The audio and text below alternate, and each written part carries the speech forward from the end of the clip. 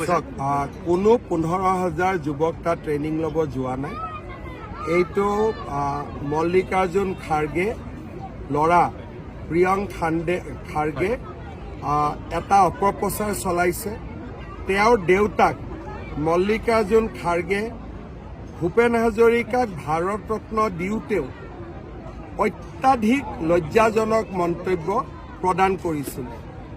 এই গোটেই খাৰ্গে পৰিবাৰজনে অসম বিৰোধী। বাপেকে ভূপেন হাজৰিকাক অপমান কৰিছে, পুতেকে অসমৰ যুৱ শক্তিক অপমান কৰিছে।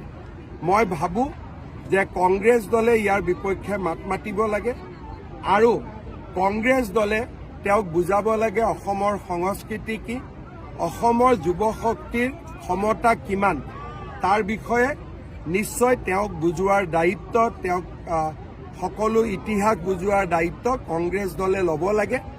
আৰু প্ৰিয়ংক খাৰ্গেৰ ওপৰত মোৰ মন্তব্য যোৱাকালি মই দিছোঁ।